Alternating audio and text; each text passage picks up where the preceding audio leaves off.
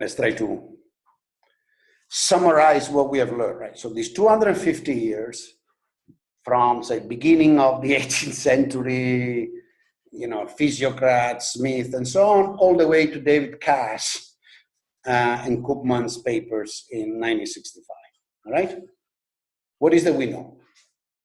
Classical theorists, for a reason or another, put empirical attention on decreasing return. Some factors that were essential for production, land, entrepreneurship, stock of capital, eventually become bounded. So even if the technologies underlying it have constant return to scale, because some factor that is essential becomes bounded, cannot be reproduced, the economy will converge to a steady state.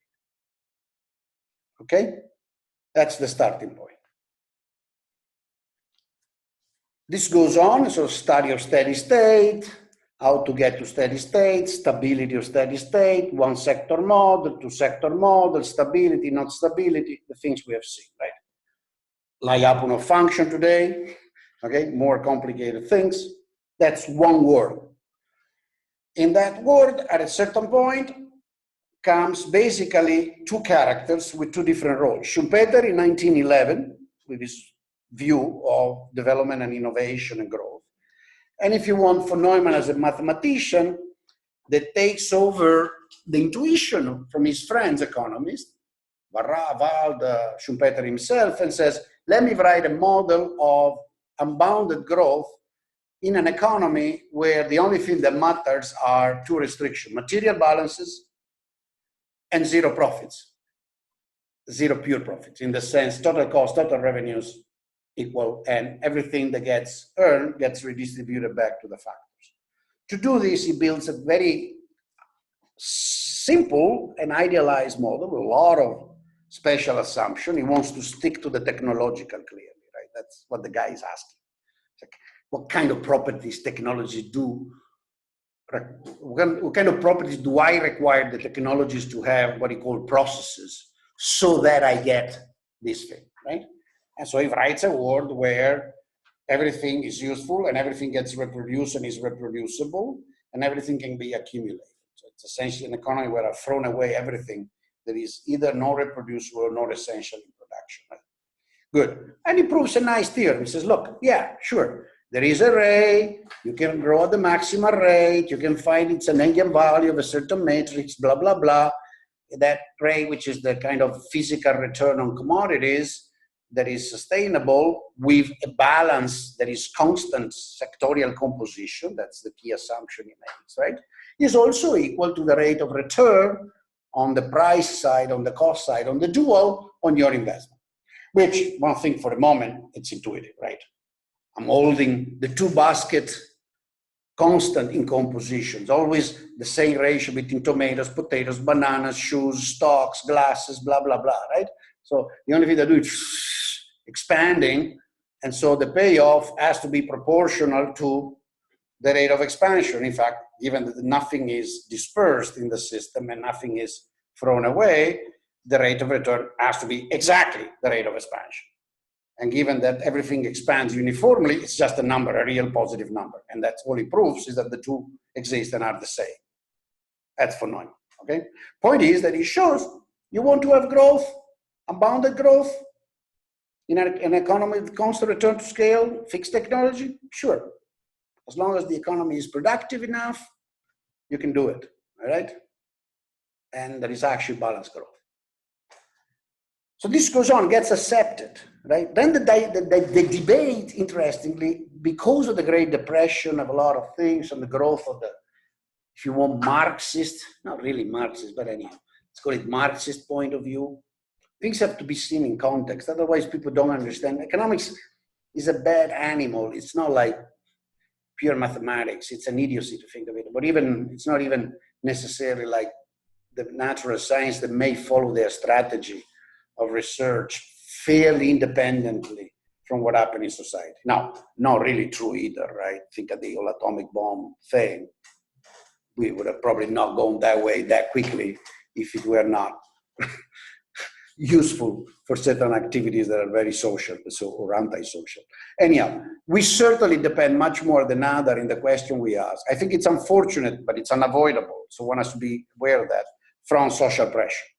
So the 30s, the 40s, the 50s become years in which there is a lot of disruption, there is Marxism, there is a certain propaganda or debate about the capitalist system, whatever that is, right? I never understood what it is, will collapse, is unstable, has to be fixed by the government, by the state, we need socialism, right? So there's a whole debate, and the debate is basically about how much you need to control market mechanism. And so one extreme position, which is represented by the Harold Domar model, says, oh, the market system is completely unstable, right? It says in the market system, there has to always be this fixed ratio between capital and labor. And if by any chance, either labor grows at a natural rate faster than capital, or capital grows at its warranted rate faster than labor, you will have one of the two crises predicted by Marx. In one, there will be massive unemployment, because there is too much capital, too little labor. Sorry, too little capital and too much labor. And in the other, you will have the disruption of capitalism failure, because there is so much capital and so little labor that capital gets abandoned. And this process is cumulative, because the multiplier accelerator mechanism. That's the story. At this point, the debate goes on stability. Notice, interestingly, that at the time, people are actually studying stability at a much more abstract level. People like Samuelson and in particular, again, Mackenzie, Morishima are studying what I call the turnpike. But the turnpike is very abstract. Obviously, if you understand the turnpike theorems correctly, Solow is just a super special case. It's just an example, in fact. And I think Bob Solow was aware of that, right? That's just an example of the general turnpike argument, okay? But it doesn't matter. People sometimes don't understand theory. They just think that they follow the special case. So Solow contribution, now that you have read, you understand, he's not trying to do what people thought or now think he was doing. He was trying to simply point out to Harold Domar that if there is sometimes a lot of capital respect to labor, to the extent that technological change and saving allows for substituting using technologies that are more capital intensive, that will do. People will use more capital intensive technologies, and therefore labor will earn a higher wage, yes, but capital will earn some rate of return. There will be no abandoned capital. Vice versa, if labor becomes scarce, and because there is no growth of population, no entry in the labor force, and salaries become very high, there will be an incentive to do, actually I'm repeating the same story, I'm sorry, these two cases always go, and if the labor becomes very abundant, there's a lot of labor, then wages will go down. Sure, workers may not earn a fortune, but it's not true that there will be necessarily massive unemployment. You will be using technologies that use abundant labor and less capital. And so the system is not so prone to instability and disruption. That's the contribution in the paper, which is in fact extended by Koopmans, by Cass, as we have seen, by taking the same model, because if you think the argument and say, this is true, not in the special case, the Solow studies, with a fixed saving rate, but it's true in general.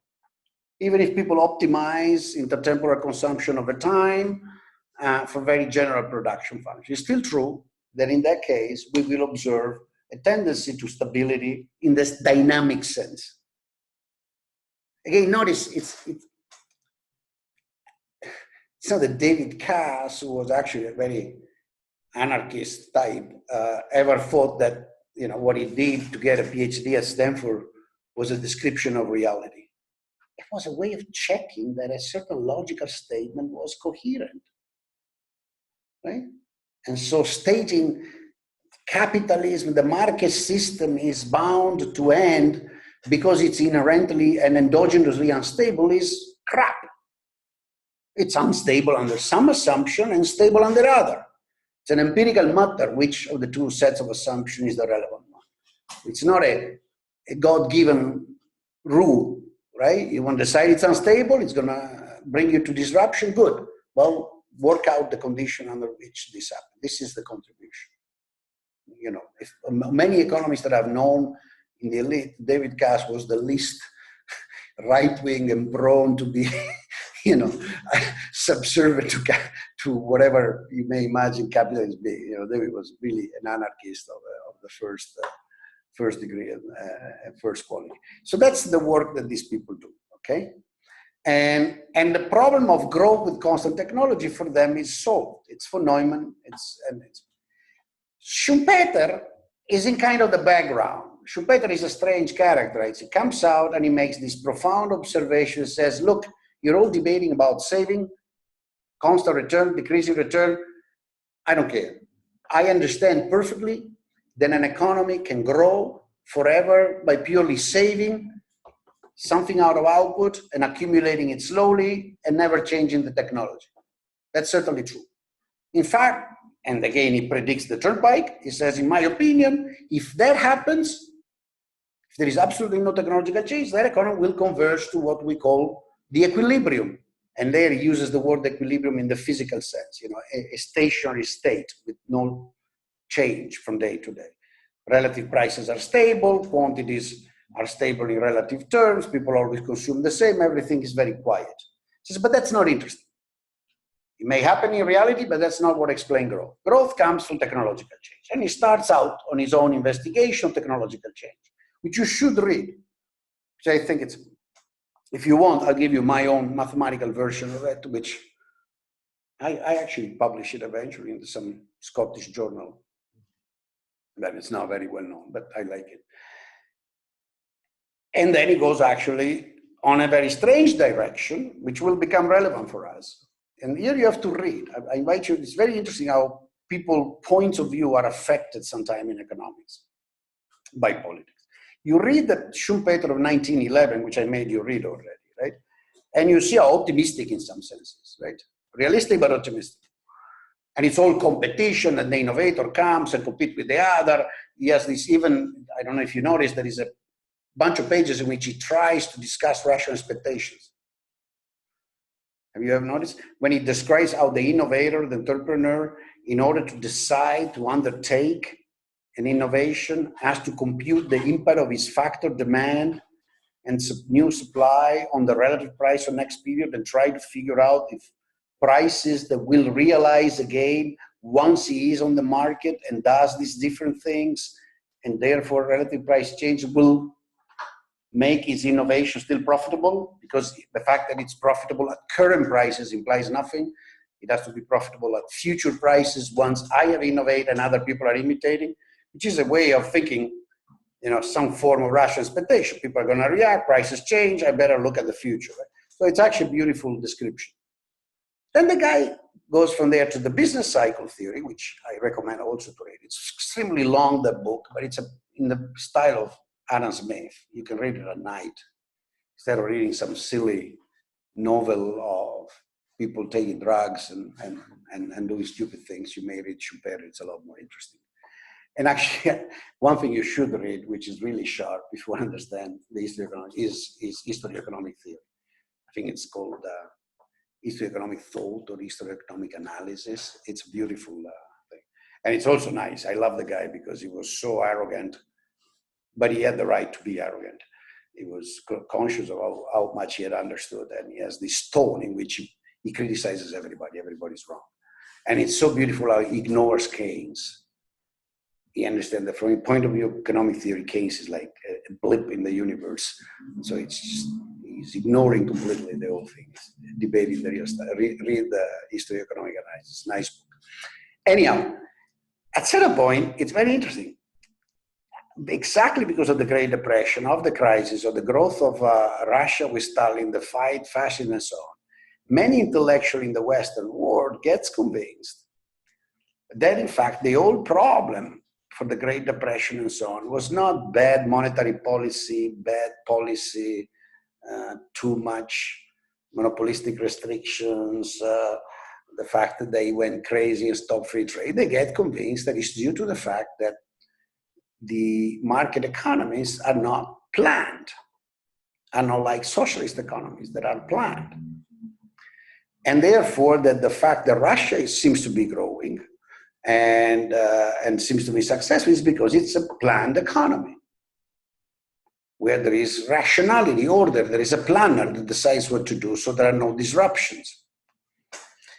This is in partly brought about by the debate on the welfare theorems. Because you understand, there are two welfare theorems, and I don't know if you ever heard of somebody called Barone, I forgot his first name. Is it Francesco Barone? Il ministro della produzione e dell'economia collettivista. Check it out, it's gotta be Francesco Barone, I think. Anyhow, it's an Italian guy that points out first that in fact, if you are the central planner in a totally socialist economy, what you're actually doing is assigning tasks to the activities, to the production processes, and you can do it by giving them the right prices. That's the second word for theory, right?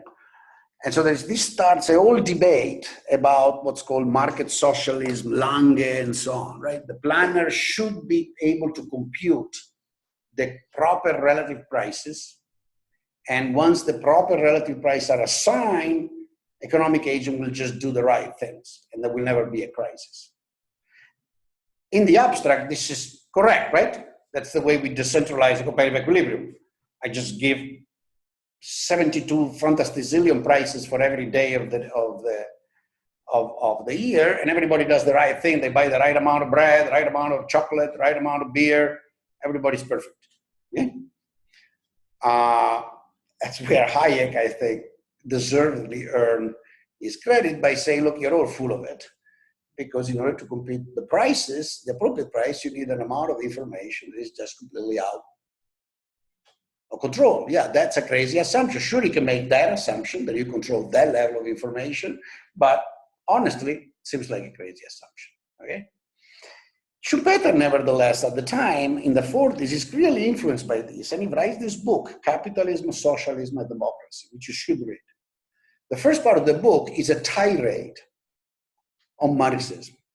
Schumpeter is strongly anti-Marxist, a bit in the old-fashioned bourgeois, upper-class, Middle European way of between the two wars. He has a sense of, his tone is a sense of disparage. But he's also scared. That's the interesting part.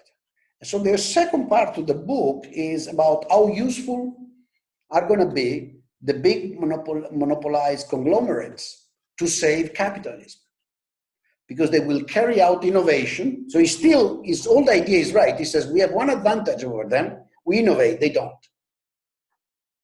But on the other hand, he says, to innovate properly these days, you need to plan for the very long run. It's completely wrong. You think Steve Jobs had been planning for the long run? You think the guy found penicillin had been planning? If you look at all the big inventions of the last century, including the time he was around, very little comes from planning. Yeah, the atomic bomb, the Manhattan Project comes from planning. But the PC doesn't come from planning, right? The software we use doesn't come from planning. Biotechnology doesn't come from big planning, and so on and so forth. But very few of the big inventions of the century that went, say, between after the Great Depression and now have to do with long-term planning. But he has this view, you need to plan. And so how do we make planning to produce good innovation at the same time maintain some form of economic freedom? Well, we make an economy composed of monopolies, right? If I allow a lot of monopolies, a lot of big conglomerates, I'll have some form of market mechanism, right? Maybe not the ideal perfect competition, but some form of market mechanism. But at the same time, the big AT&T, Ma Bell, can do all the planning internally, and it's vertically integrated, controls everything. It's a bit of a state by itself.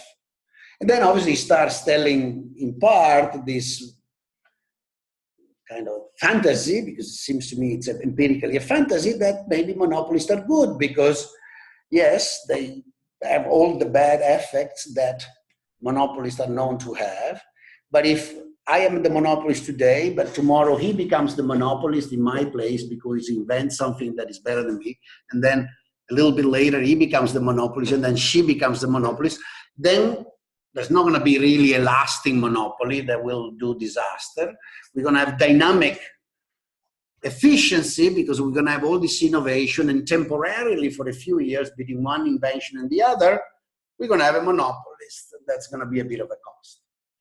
That's the story that is now associated to Schumpeter. If you just assume that monopolies will be formed, or he would consolidate industry, it's a mixture. If you read, he doesn't really have a rule. His view is we need to allow monopolists and big conglomerates to exist. They need incentives, they need big resources. Doing research and development is very expensive. It cannot be done by the little guy. A lot of competing people will mess up things and waste resources. It takes a very, it sounds like your typical minister of production that thinks he or she knows what the right thing to do, right? They obviously always screw up, but when they are pontificating, they think they know. Yeah, Schumpeter is old at that point. I think my joke is, that's the problem with Harvard, right? The guy was in a good environment for most of his life, wrote genial stuff. Then he went to Harvard and became pompous and just drank their own water and got convinced that, socialism at the end is not so bad. And he's writing this book in which he tries to keep the two things together. So I found it interesting, almost not psychological book, because you can see a man.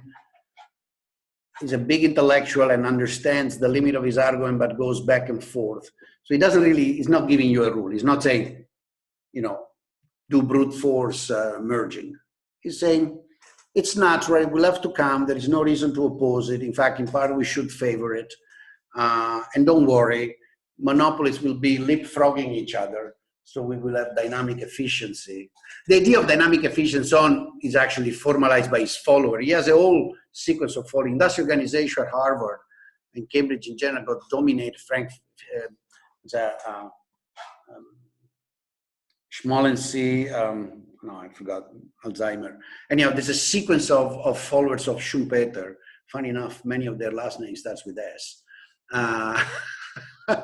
That have followed him. It's very applied empirical I/O that you can see coming out of Cambridge in United States, Massachusetts, in the 50s, 60s, and 70s, that following that line, right? And it is this idea of dynamic efficiency. We'll have time to talk about it in the next part of the class. All right. So that's the picture. Okay, that's where we are in the middle 60s with Schumpeter in the background, because this thing I'm telling you at the time, macroeconomists don't think about. Growth theorists are not really studying it. That's the big limit, I think, of traditional growth theory. They were too focused on. I myself, right, got educated, became a growth theorist at the beginning, and I was focusing on, if you want, sophisticated, interesting properties of big multi-sector growth model with constant technology. So we were studying all kind of dynamics that could come up from that, right? My own contribution was to try to understand how you could get cycles and chaos and complicated dynamics. Other looked at other things, but we used very general model, multi-sector model, but constant technology. That was our concern. And we also did understand that we could get unbounded growth along the von Neumann ray.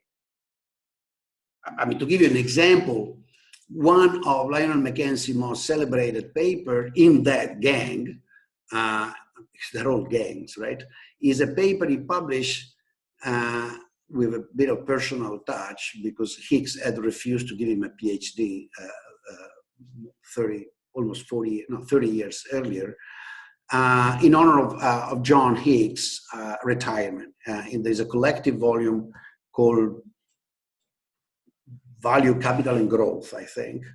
I think it's published in 1968 or 69. And there's a nice paper by Lionel, in case you have time to read it, describes very well the classical model of growth, okay? And at a certain point, he says, we do understand this model will generate unbounded trajectories with growth in income per capita forever in everything. That's very simple, that we understand how that works. That's for Neumann. We are interested, we're curious, he says, to understand what kind of dynamics this model can have around stationary position. He says, so what I want to do is essentially, what we've been saying, truncate this orbit and make the model stationary, so there is not unbounded growth, that it cannot grow. So orbits stay in a compact set, because the instrument I have from dynamical system that allows me to study dynamics require this compactness. So I will try to make the weakest assumption of the technology that will bring me to the conclusion that orbits are bounded because I want to study bounded orbits. That was the level. I mean, this is 68. They were quite aware, but they were curious. Maybe it was a mistake, if you want, from an empirical point of view, but I don't think so, because I think it's a lot of interesting stuff. They were curious about the dynamics on these surfaces. But those among them that were more, McFadden and other, Hurwitz himself, Schenkman, Brock, Schell, Cass, those that were curious for the very general model kept thinking of this dynamic. It's like having you're traveling along the ray in n+1 dimension. You cut off one, right? And then you stay on this hypersurface and you travel around there, converging or not converging to this Baran growth, right? Actually, if you want a kind of poetic thing that is very Italian, you probably have you've probably heard of an old British economist called Richard Goodwin. Does it ring a bell? He's dead now. He was an interesting character. He was actually, he might have been American.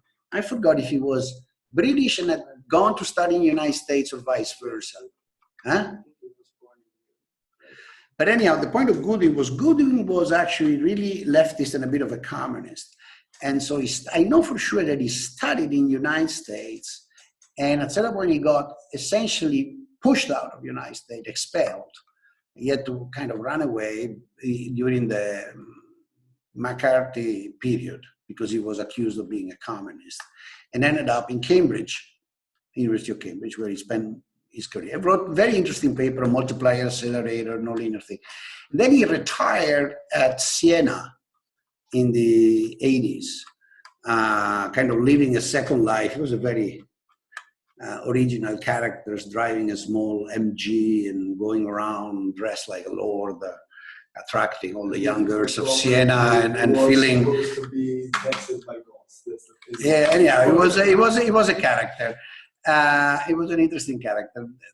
The point is that, fascinated by this, the guy wrote a paper which I always found interesting because I think it is, it's Schumpeter actually, it's not him, but he writes it in a enjoyable way, so you should read it. It's called Swinging Around the Autostrada.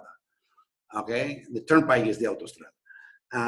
And it's basically the same thing I repeat in my thing, but it's basically Schumpeter, that one abstract way of thinking of development and growth and cycle in a market economy is to think at an economy that at any given point in time tend to converge toward the balanced growth, a la von Neumann, but because there is always innovation, when it's getting close, swings away because a new change has created a new attractive point. You want to go there, and this creates a lot of disruption, but also creates growth. And then, if there are no big innovation for a while, you have this sensation that you're growing in a smooth way, but then innovation come around again, and they disrupt the process again, and then you swing again. And it's a story, right? It's a story. But I don't think it's such a crazy story. And Gooding has a way of telling it that you should read. It's not a technical paper. All right. So question, then we'll take a break.